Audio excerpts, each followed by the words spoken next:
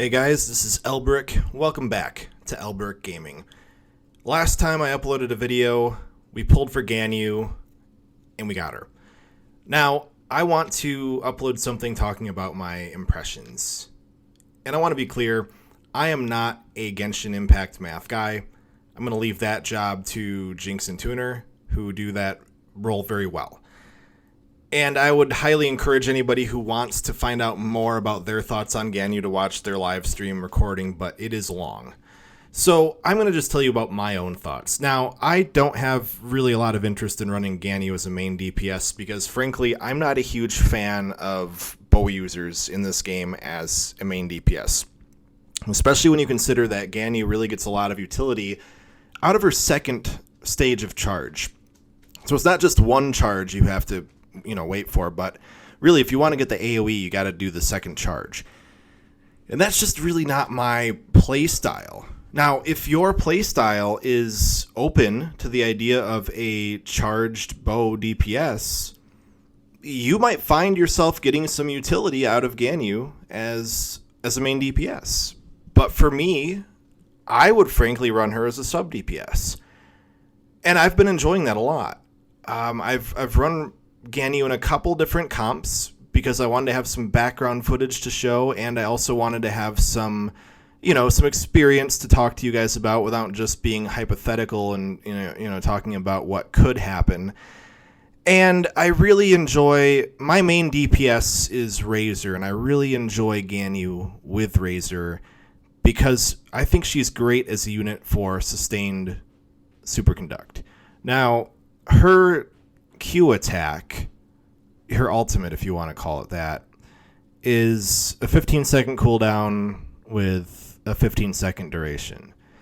And Kaya, meanwhile, has an 8-second duration with the same cooldown of 15 seconds. Now, according to a tweet from Jinx of the Jinx and Tuner fame, Jinx mentions that Kaya might still apply cryo faster than Ganyu. But I don't care if Kaya applies cryo faster because I like Ganyu's cryo being a large circle with a long duration. It seems like I think it's a 1.5 second for cryo for Kaya to impact cryo, whereas it takes Ganyu 3 seconds. But then again, her ult is also double the time. And it's much wider. If you're using Kaya's ult, it's very similar to Zhongling's. You're going to be getting up there very close to the enemy that you want to put cryo on. And you're going to have to hope that you get close enough to pull off whatever you want to pull off with that cryo right there. Whereas I don't have to really worry about being super close when there's a huge duration or when there's a huge area that cryo goes through. I can pop the Q and then I can do a hold press on Razor's E to apply superconduct to multiple enemies. And now I have lowered physical resistance and Razor is a physical carry. It just works out really well. Now, one thing that I did take some footage of because I want to make sure people are aware of this is you want to know whose reactions work and how they work. So, for example, I also have another pretty well-known carry who's a bit more electro than Razor is, which is Kuching. And with Kuching, you can run her in two different ways. Either the most common, I think, electro build or the maybe not so common physical build. Now, with Electro Queen Kuching, if you are using Ganyu, you're not getting that lowered physical resistance benefit because every time you teleport, you're turning your attack into Electro. So you're superconducting, but you're not getting the benefit out of superconduct.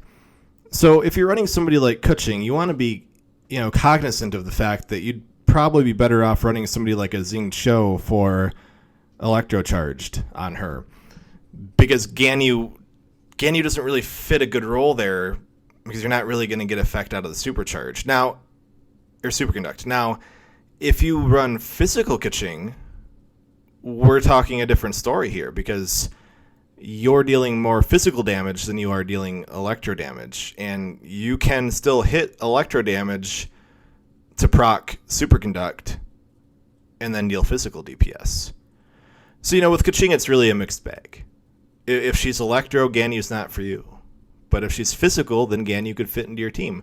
Now, another area where Ganyu works, I believe, fairly well, and I haven't really tested this a whole lot because I don't, on any of my accounts, have a Diluc.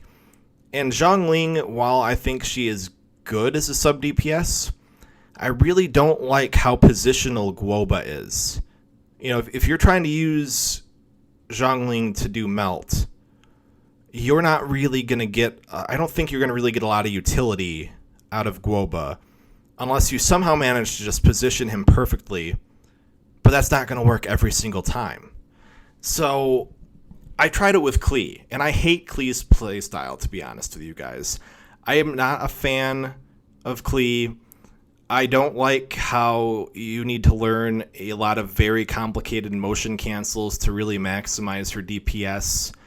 That's just not my bag. And I'm not trying to insult Klee as a character. I believe Klee is a very good character for those who like her and want to learn to play her. But that's just not me.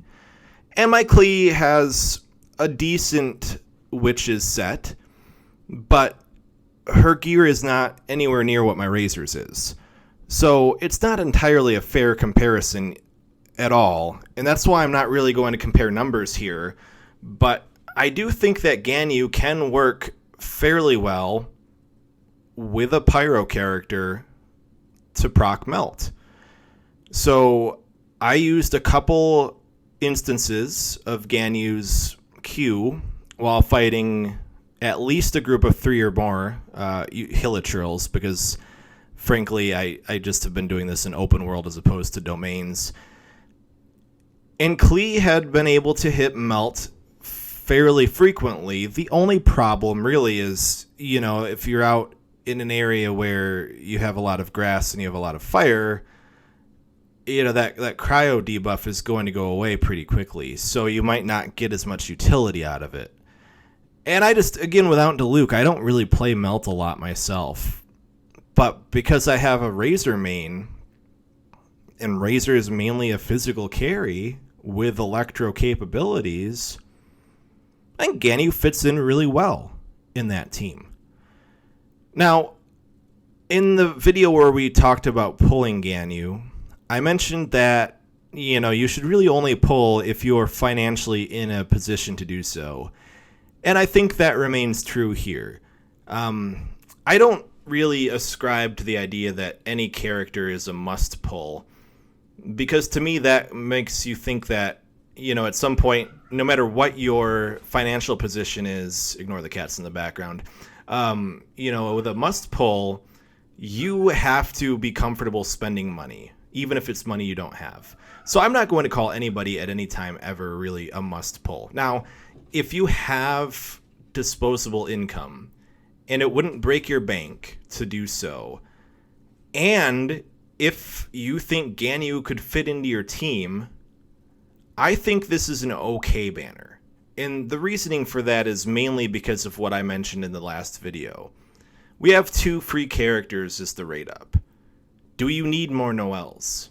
Do you need more Xianglings? Do you have a Xingqiu? Do you need him? Does he have constellations? Because these are characters that have already been on other banners, and in some cases we get for free, and a lot of us already have multiple constellations of. And just don't know. It's too situational. You got to use your best judgment on this one, guys. But I would say overall, and I don't really do tier lists because I enjoy characters for the sake of, them being fun.